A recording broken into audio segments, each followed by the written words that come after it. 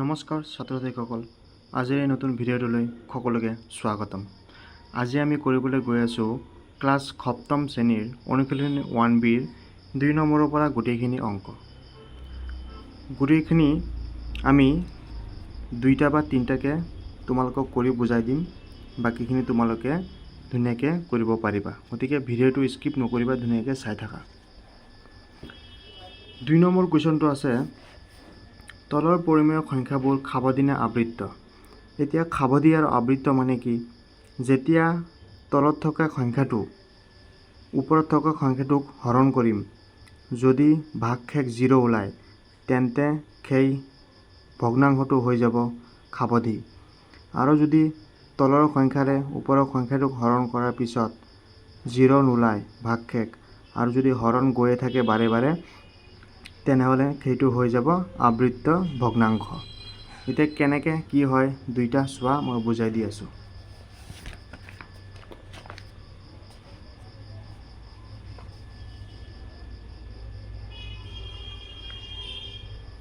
অনুশীলনী 1Bৰ 2 নম্বৰৰ 1 নম্বৰ কুৱেশ্যনটো আছিলে 9/7।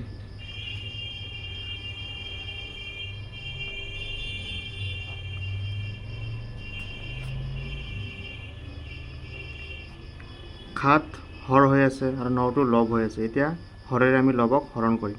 হৰণটো প্ৰথমত কৰি চাওঁ কিমান ওলায়। 7ৰে 9 হৰণ, 7ৰে 9 কেইবাৰ যাব? একবাৰ যাব, 7 হ'ব। 9ৰ পৰা 7 গ'লে 2। এতিয়া 7ৰে 2 হৰণ নাযায়, যিহেতু সৰু সংখ্যা, ওপৰত দশমিক, লগে লগে 0। 7ৰে 20 কেইবাৰ যাব? হিচাপ কৰা। 3বাৰ দিলে বেছি হয়, 2বাৰ দিব পাৰি, তেনেহ'লে কিমান হৈ যাব? 14। হৰণ বিয়োগ কৰা 6। 7ৰে নাযায়, দশমিক দিছিলোঁ 0।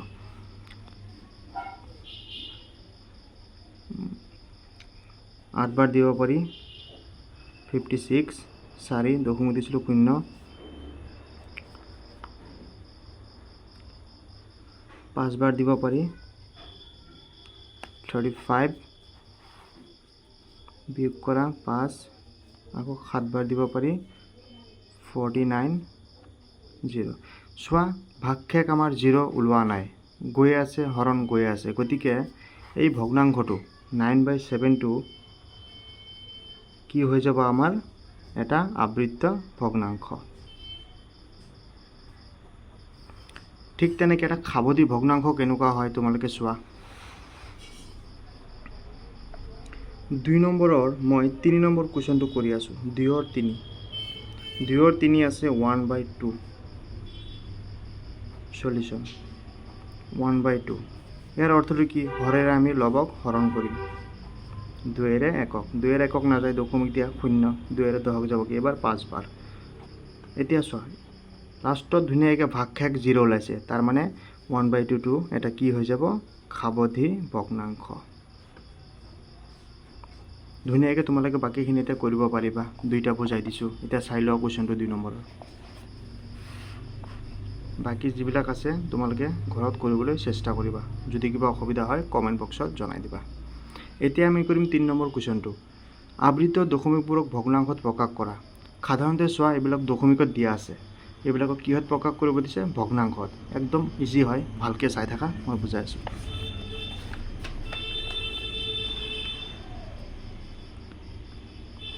অনুশীলনী 1Bৰ 3 নম্বৰৰ 1 নম্বৰ কুৱেশ্যনটো 3.1111 ...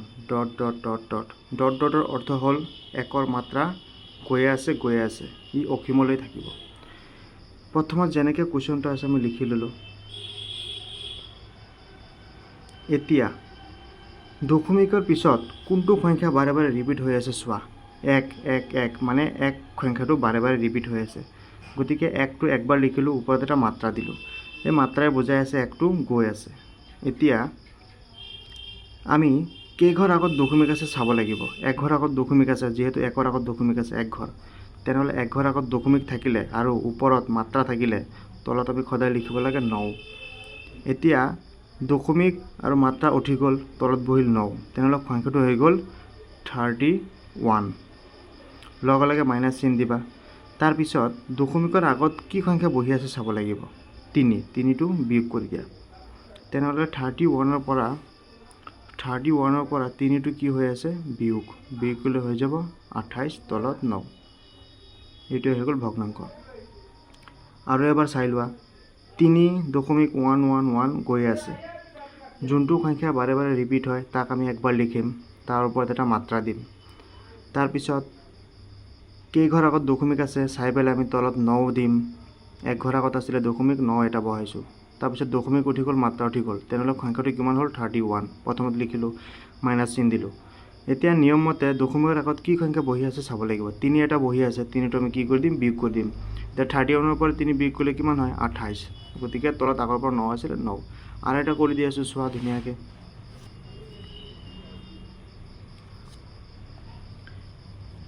3 নম্বৰৰ 7 নম্বৰটো কৰি আছোঁ।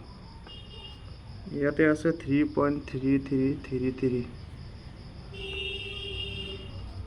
ধুনীয়াকৈ আমি কুৱেশ্যনটো প্ৰথমত একবাৰ লিখি ল'ম।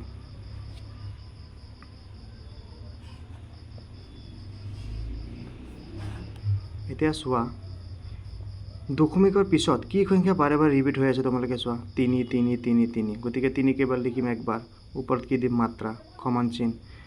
এতিয়া নিয়মমতে কেইঘৰ আগত দশমিক আছে এক ঘৰ, তলত কেইটা 9 বহিব এটা, যদি 2 ঘৰ আগত দশমিক থাকে 2টা 9, 3 ঘৰ আগত থাকিলে 3টা 9, এটা ঘৰ আগত দশমিক আছিলে এটা 9 বহাই দিলোঁ। এতিয়া সংখ্যাটো কিমান বহিব 33 মাইনাছ দশমিকৰ আগত কি সংখ্যা আছে 3, 3টো আমি কি কৰিম নিয়মমতে বিয়োগ। এতিয়া 33 পৰা 3 বিয়োগ কৰিলে কিমান হ'ব 30, তলত আগৰ পৰা কিমান আছিলে 9, 3টো বাৰ বাৰ ৰিপিট হৈ আছিলে 3 বহাই দিলোঁ, ওপৰত মাত্ৰা দিলোঁ, মাত্ৰা আৰু দশমিক উঠি গ'ল তলত 9 বহিল, 33 হ'ল মাইনাছ 3 আছিলে আগত বহাই দিলোঁ, বিয়োগ কৰিলোঁ 30 মানে 30/9। ভালকৈ চাই লোৱা, স্কিপ নকৰিবা, তেনেহ'লে ধুনীয়াকৈ বুজি পাবা, বাকীবিলাক অংক তোমালোকে ধুনীয়াকৈ অসুবিধা নোহোৱাকৈ কৰি ল'ব পাৰিবা। এতিয়া আমি অংক কৰিম 4 নম্বৰ, তলৰ পৰিমেয় সংখ্যাবোৰক দশমিকত প্ৰকাশ কৰা। ধুনীয়াকৈ কিছুমান ভগ্নাংশত দিয়া আছে চোৱা, এইবিলাকক দশমিকত প্ৰকাশ কৰিব দিছে, একদম ইজি হয়। ইয়াৰ অৰ্থ হ'ল 3ৰে একক আমি হৰণ কৰিলে যোনটো এনচাৰ ওলাব সদায় কিহত ওলাব দশমিকত ওলাব। এতিয়া আমি এটা কৰি চাওঁ, তোমালোকক দেখাই দিওঁ, বাকীখিনি তোমালোকে কৰিব পাৰিবা। মই 2টা কৰি দি আছোঁ, চাই লোৱা।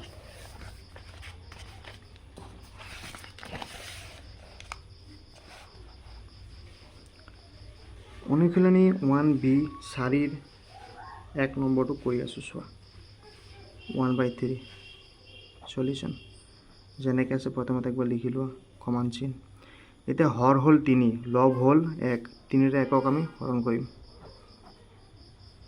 3ৰে একক হৰণ নাযায়, গতিকে দশমিক দিয়া হ'ল 0।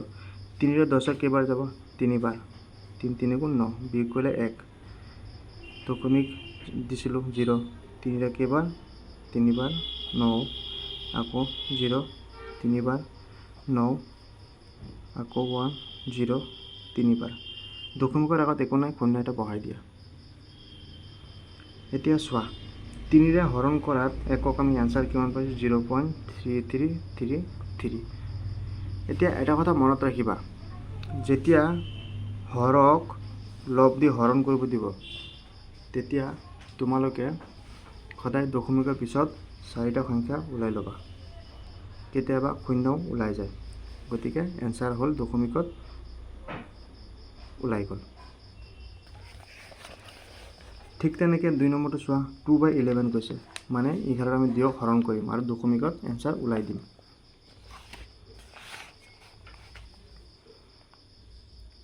4ৰ 2 2/11 2/11।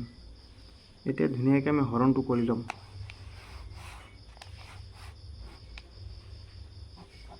11ৰে দিয়ক, যদি আমি জানো সৰু সংখ্যাৰে ডাঙৰক হৰণ কৰিবলৈ, কিন্তু ইয়াৰ নিয়মমতে যোনটো য'ত থাকিব সেইটোৰে আমি হৰণ কৰিব লাগিব, উল্টা উল্টা কৰিব নোৱাৰি। 2ৰে 11ক কৰিব নোৱাৰি, 11ৰে 2ক কৰিব লাগিব, মানে হৰেৰে লবক হৰণ কৰিব লাগিব। তো 11ৰে 2ক নাযায়, দশমিক দিয়া 20 হ'ব।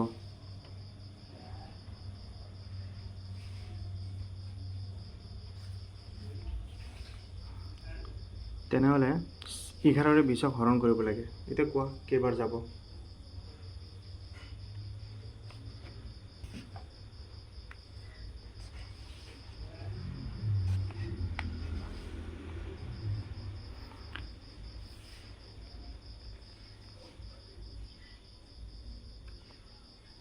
11ৰে 20ক হৰণ কৰিম।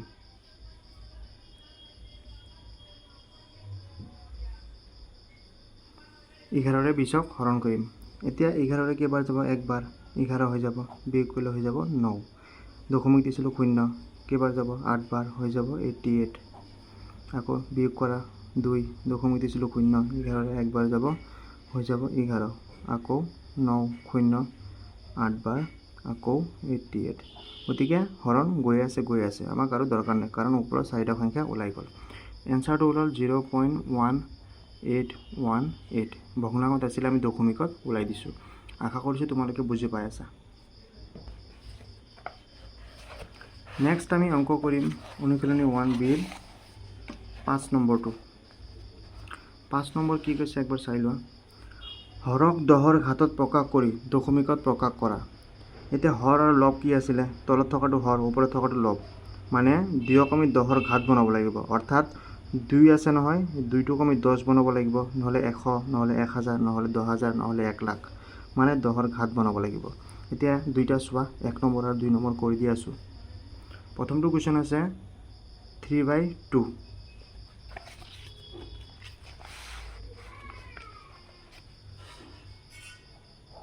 5 নম্বৰৰ 1, 3/2। এতিয়া আমি ইয়াক হৰক 2ৰ কি বনাব লাগে? 10ৰ ঘাত বনাব লাগে। এতিয়া কেনেকৈ বনাম আমি 10ৰ ঘাত? এতিয়া তোমালোকে এক কাম কৰা, 2ৰ লগত এনেকুৱা এটা সংখ্যা পূৰণ কৰা যাতে আমি ইয়াক 10 বনাব পাৰি। কিমান পূৰণ কৰিলে 10 হ'ব? 5। এতিয়া তোমালোকে জানাই, তলত 5 পূৰণ হ'লে ওপৰতো 5 পূৰণ নহয়, অৰ্থাৎ যোনটো সংখ্যা তলত পূৰণ হয় ওপৰতো সেইটো সংখ্যাই পূৰণ হয়। তেনেহ'লে 5 2 গুণ কিমান হ'ল? 10, আৰু 3 5 গুণ 15। এতিয়া ইমপ্লাছ দি দিয়া, দুইটা সমান চিন নহয় কেতিয়াও। এতিয়া চোৱা, 10 হ'ল, ওপৰত হ'ল 15। এই 2টোক আমি 10 বনাব পাৰিছোঁনে? মানে 10ৰ ঘাত হৈছেনে নাই? হৈছে। তেনেহ'লে কুৱেশ্যনত কি কৈছিলে? 10ৰ ঘাত বনাই দশমিকত প্ৰকাশ কৰা। তাৰমানে কি? 10ৰে 15ক আমি হৰণ কৰিম। ইয়াত নতুনকৈ হৰণ কৰিব নালাগে, এইটো আমি ডাইৰেক্টো কৰিব পাৰি। কেনেকৈ ডাইৰেক্ট কৰিব পাৰি? এতিয়া 10ৰে 15ক হৰণ কৰিলে ওলাব 1.5। কেনেকৈ ওলাব? প্ৰথমত ওপৰত থকা সংখ্যাটো একবাৰ লিখি লোৱা, 15। এতিয়া কেইটা শূন্য আছে তলত? এটা। গতিকে 1 ঘৰ আগত দশমিক দি দিয়া, আমাৰ অংক হৈ গ'ল।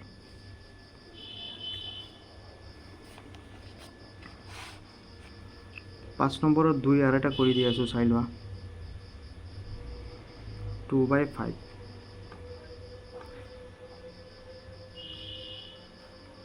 এতিয়া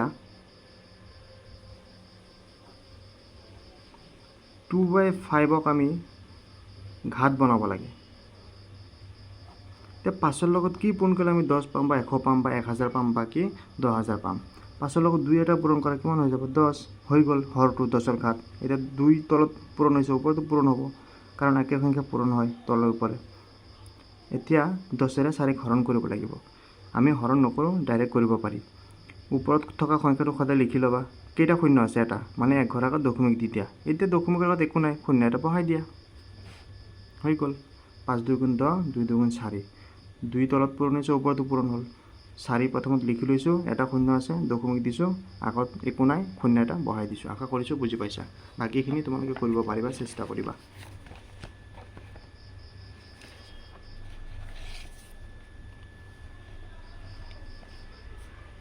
এতিয়া আমি কৰিম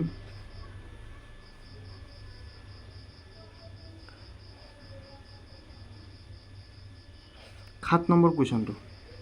7 নম্বৰ কি কৈছে? তলৰ পৰিমেয় সংখ্যাবোৰক p/q আকাৰত প্ৰকাশ কৰা। একদম ইজি হয়, চাই থাকা।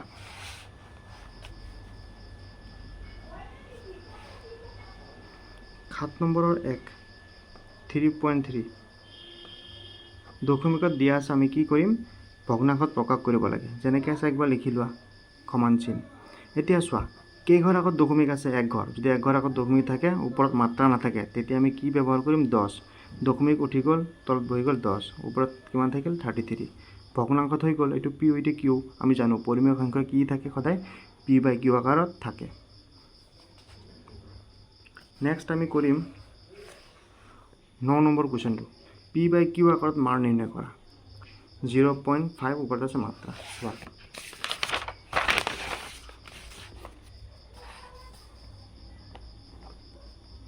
9ৰ 1টো কি আছে 0.5 ওপৰত মাত্ৰা কুৱেশ্যনত কি কৈছে পি বাই কিউ আকাৰত মান নিৰ্ণয় কৰা মানে এই দশমিকক আমি পি বাই কিউ ৰূপত প্ৰকাশ কৰিব লাগে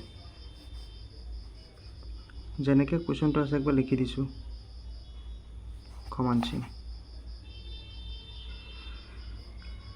এতিয়া কেইঘৰ আগত দশমিক আছে 1 ঘৰ আগত ওপৰত মাত্ৰা আছে 9 বহাম এটা কাৰণ 1 ঘৰ আগত দশমিক আছে ওপৰত এটা সংখ্যাৰ ওপৰত মাত্ৰা আছে এতিয়া সংখ্যাটো লিখি দিয়া কিমান আছিলে 5 0 আগত আছে দিয়া দৰকাৰ নাই বিয়োগ চিন দশমিকৰ আগত কি সংখ্যা আছে 0 0টো বিয়োগ কৰি দিয়া 5ৰ পৰা 0 গ'লে 5 তলত আগৰ পৰা আছিল 9 আশা কৰিছোঁ তোমালোকে বুজি পাইছা আজিৰ ভিডিঅ'টো এইখিনিয়ে